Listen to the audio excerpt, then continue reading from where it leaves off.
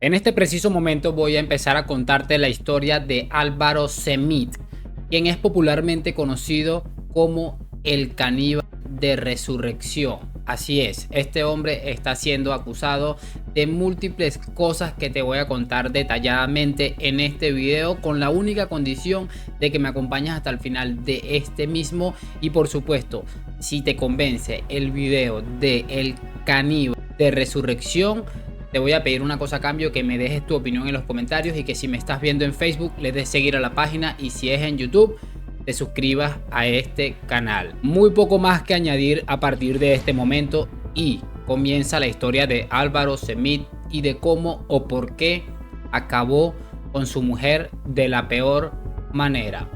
Arrancamos.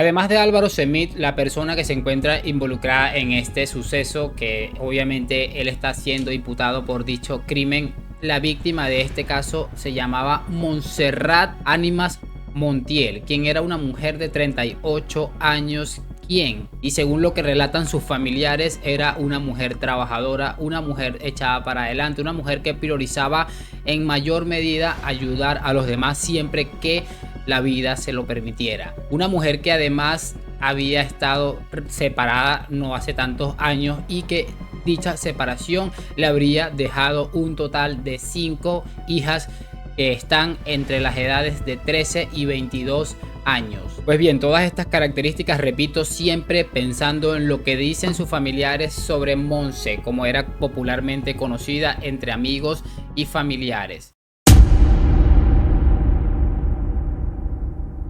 Y bueno, ya que conocemos un poco de lo que es la biografía de Montserrat, vamos a empezar a contarles la historia de cómo parte esto y hasta dónde termina esto. Estamos hablando de una mujer de 38 años con 5 hijos, recién separada, que decide emprender, que decide buscarse un trabajo, echar para adelante, sacar a sus hijos adelante. Cuenta la familia que ella misma se hizo cargo de la manutención de sus 5 hijas, ya que su esposo, no sé, parece, no está muy claro eso, pero parece que brilló por su ausencia en cuanto a nivel económico. ¿Qué pasa después de todo esto? Que en el año 2021 empieza a trabajar en una fábrica que, bueno, según algunos medios de comunicación, estaba dedicado a la construcción. Desconozco todavía muy bien a qué se dedicaba ella ahí. Lo que sí te puedo asegurar es que en el año 2021, trabajando en este lugar, conoce a Álvaro Semit, de quien es el que les estamos hablando hace un momento, y es la persona que se encuentra imputada por los cargos que ya les voy a mostrar cuáles eran. Y bueno, a través de eso, él se desempeñaba como albañil en dicha empresa, y a través de eso empezaron a intercambiar mensajes de texto, algunas palabras dentro del ámbito laboral, y se ha concretado lo que es una cita. Empezaron a salir, parece que se dio todo bien, tuvieron alguna especie de conexión, y esta conexión los llevó a empezar a tener citas, y posteriormente, con el paso de algunos meses, a formalizar una relación, yéndose esta mujer a vivir hacia la localidad donde este hombre habitaba. Y este lugar llamado Resurrección, como les acabo de decir, creo que está en un sector, creo que es Puebla, si no estoy equivocado, algo así estuve viendo. Lo cierto es que se van a vivir a aquel lugar donde Álvaro tenía bastantes conocidos. Incluso se habla de que tenía algún familiar envuelto en algún ambiente político que de alguna manera entorpeció muchas cosas, y que les voy a contar más adelante. Pero bueno, luego de bastante tiempo, es decir, aproximadamente un año, porque recuerden que ellos iniciaron o formalizaron en el año 2021, empezaron a surgir problemas porque esta mujer descubre que su pareja, su esposo, tenía un severo problema con alcoholismo y además con sustancias. Obviamente era una persona que estaba teniendo severos problemas de adicción para ambas cosas, que es bastante delicado una de ellas, imagínense las dos juntas. Y además, según los familiares de Montserrat, ya se había percatado durante muchísimo tiempo el hecho de que este era un hombre bastante violento, y que de hecho lo que le termina sucediendo a Montserrat no es sino algo que se presagiaba tras sufrir durante muchísimos años todo tipo de abuso. Pero repito, todo esto según teoría de la familia de Montserrat, aunque bueno, no me cuesta creerlo luego de que lo que les voy a decir en un momentico. Y también ellos añaden que incluso la familia de este hombre ya sabía que tenía ciertos comportamientos poco habituales de un ser humano normal y que incluso llegaron a taparle muchísimas situaciones. Como les decía, este hombre parece que allá en Resurrección tenía algún familiar político dentro de esta localidad, pero en bastante alto rango, que le permitía muchas situaciones irregulares incluso después de que había cometido un homicidio. Pero bueno, yo creo que ya eso lo podemos seguir hablando más adelante. Aquí vamos a contarles cómo sucede todo, porque lo más heavy de esto para mí es que esto sucede hace menos de un mes, de hecho hace exactamente 10 días, porque ocurre el pasado 29 de junio en el pueblo, en la ciudad, en la localidad llamada Resurrección.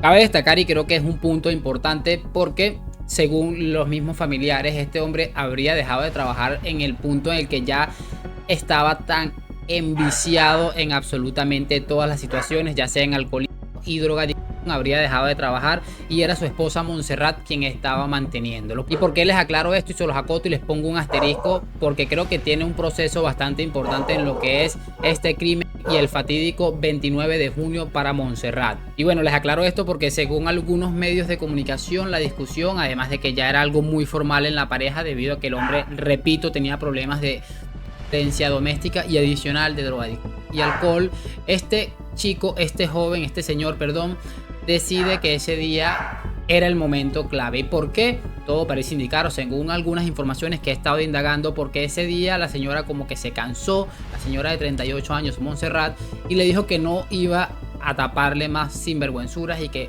todo parece indicar que no quería darle el dinero que estaba acostumbrado a darle para hacer sus cosas y saciar sus vicios personales.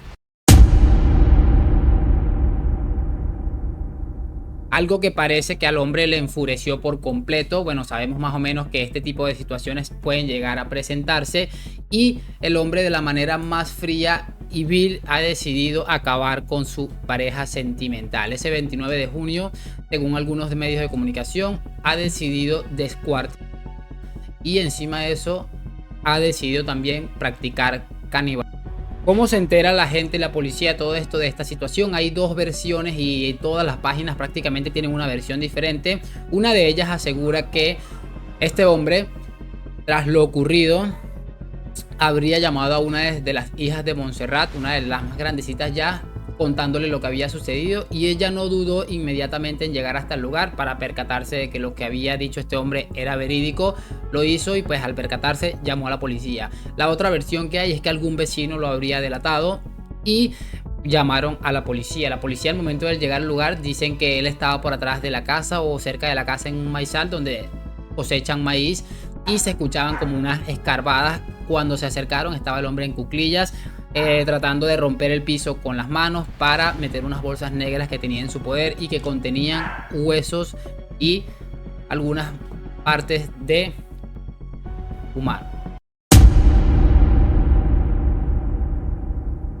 Bien difícil decir eso, y a uno le cuesta bastante creer que hay alguien capaz de hacer eso, pero es que salen tantas cosas con tanta frecuencia que es que ya a uno no le queda otra que creérselo.